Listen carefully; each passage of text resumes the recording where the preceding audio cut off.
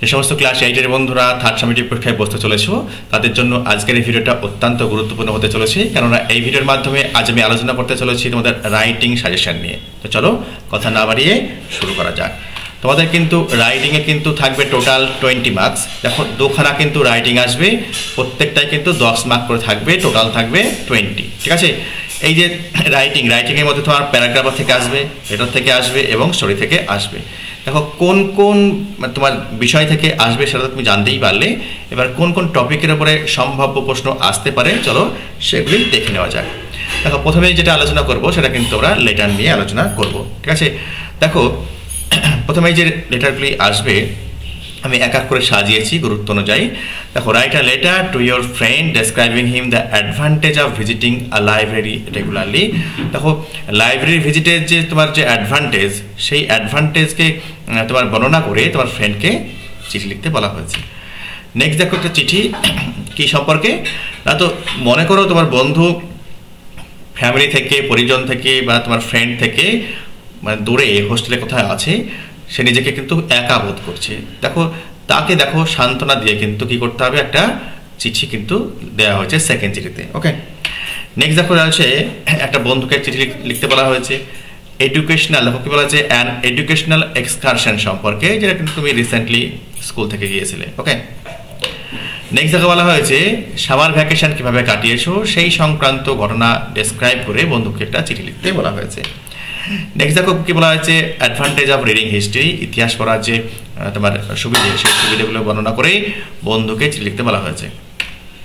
Next দেখো advantage of early rising, অথবা বলা হয়েছে অ্যাডভান্টেজ অফ ফিজিক্যাল এক্সারসাইজ। ঠিক আছে, ডেইলি ফিজিক্যাল এক্সারসাইজ, দৈনিক যদি ব্যায়াম করা হয় তার যে প্রয়োজনীয়তা উপকারিতা কী কী রয়েছে সেগুলোকে বর্ণনা করে বন্ধুকে চিঠি লিখতে বলা হয়েছে।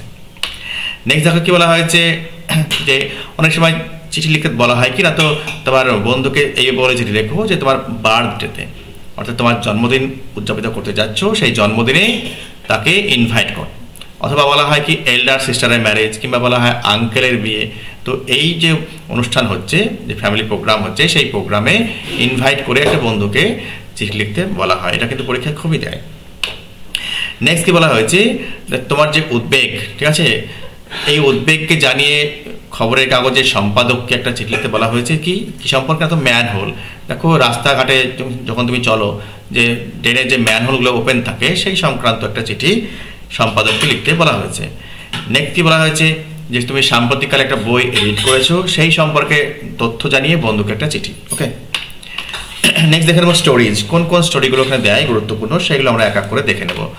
দেখো আ ফার্মার অ্যান্ড আ স্নেক, এটা কিন্তু তোমাদের টেক্সট বইতে রয়েছে। ঠিক আছে, এটা তোমরা টেক্সট বইতেই পেয়ে যাবে। ওকে, এই গল্পটা করে নিতে হবে। নেক্সট কি বলছে 5 cows and a lion। দেখো 5টা গরু এবং একটা সিংহের গল্প। ঠিক আছে, এটাও খুব সুন্দর গল্প, পরীক্ষাতে দেয়।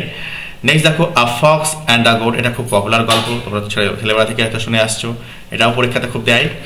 নেক্সট দেখো 2 women and a child, দেখো দুজন মহিলা এবং একটা বাচ্চা, দুজনেই কিন্তু ক্লেম করছে আমি আর তার মা। ঠিক আছে, আমি তার মা। এবার রাজা সুলেমানের কোর্টে বা সভায় যাবে সেই সংক্রান্ত এই গল্পটা, এটাও পরীক্ষাতে খুব দেয়। নেক্সট দেখো নিউটন অ্যান্ড হিজ ডগ, এটা তোমরা জেনে থাকবে, নিউটন এবং তার কুকুরের কথা, তার কুকুর ডায়মন্ড। ঠিক আছে, এই গল্পটাও দেয়। নেক্সট দেখো কি দেয়, who is to bell the cat, বিড়ালের গলায় ঘন্টা বাঁধবে কে, এই গল্পটাও পরীক্ষায় খুব আসে। নেক্সট দেখো কি বলছে a shepherd boy and his false cry, দেখো একটা রাখাল ছেলে এবং তার মিথ্যা কান্না, এটাও খুব পরীক্ষাতে আসে। নেক্সট দেখো আ ফার্মার অ্যান্ড 3 sons, এই গল্পটা পরীক্ষাতে খুব দেয়। নেক্সট দেখো 2 cats and a monkey, এটা পরীক্ষাতে খুব দেয়। ঠিক আছে, এবার দেখে নেব প্যারাগ্রাফ রাইটিং। ঠিক আছে, দেখো প্যারাগ্রাফ রাইটিং, দেখো বায়োগ্রাফি কিন্তু দিতে পারে, একটা বায়োগ্রাফি, যে কোনো একটা বায়োগ্রাফি, যে কোনো তোমার লেখক মানে লোকের ওপরে, সেটা হতে পারে উস্তাদ জাকির হোসেন, কিংবা মনোজ মিত্র, কিংবা প্রফুল্লচন্দ্র রয়, কিংবা বিভূতিভূষণ বন্দ্যোপাধ্যায়। ঠিক আছে, কিংবা ধরো জেসি বোস সম্পর্কেও হতে পারে। যে কোনো একটা যদি তোমরা লেখা শিখে যাও তাহলে হাজার হাজার কোটি কোটি লোকের বায়োগ্রাফি সম্পর্কে তোমরা লিখতে পারবে। দেখো একই রকম স্টাইলে হবে। ঠিক আছে, এগুলো দেয়। নেক্সট দেয়, তাকে বলা হয়েছে an autobiography of a broken cycle, এটা তোমাদের টেক্সট বই রয়েছে, এটাও পরীক্ষায় আসে। নেক্সট কি বলা হয়েছে autobiography of an owl enjoying the night. ঠিক আছে, এটা পরীক্ষাতে আসে। নেক্সট কি আসে, ওর হবি সম্পর্কে আসে, অটোবায়োগ্রাফি অফ অ্যান ইনফ্যান্ট সম্পর্কে আসে। তারপর কি দেয় না, তো a day you will never forget, অথবা your first day in your school একটা ঘুরিয়ে দেয়।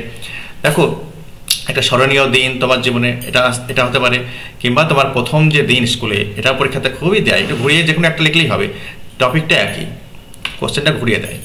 নেক্সট কি বলা হয়েছে, a day you will never forget, এটা তো বললাম কি। নেক্সট কি বলা হয়েছে, দেখো রাইট আ প্যারাগ্রাফ, কি বলছে, অন ইউর ফেভারিট সিজন, বলছে তোমার প্রিয় ঋতু সম্পর্কে বলতে পারে, কিংবা হয়তো স্প্রিং টাইম সম্পর্কে, কিংবা হয়তো বর্ষাকাল সম্পর্কে তোমাকে দিতে পারে, ঠিক আছে। তো দেখো এইটা সম্পর্কে কিন্তু পরীক্ষায় খুব আসে। নেক্সট কি আসে, তোমার ভিলেজ ফেয়ার, গ্রামের যে মেলা, সেই মেলা সম্পর্কেও কিন্তু পরীক্ষায় খুব দেয়, ঠিক আছে। দেখো এই হচ্ছে তোমার রাইটিং সাজেশন। এই রাইটিংগুলো পরীক্ষার আগে তোমরা নিজেদেরকে প্রস্তুত করে নাও, তাহলে দেখো একদম 100% শিওর থাকবা তোমরা কিন্তু রাইটিং কমন পেয়ে যাবে, ঠিক আছে। যদি ভিডিওটি ভালো লেগে থাকে একটা লাইক দিও এবং ফ্রেন্ডসের মধ্যে অবশ্যই শেয়ার করো, ঠিক আছে। ভালো থেকো, সুস্থ থেকো।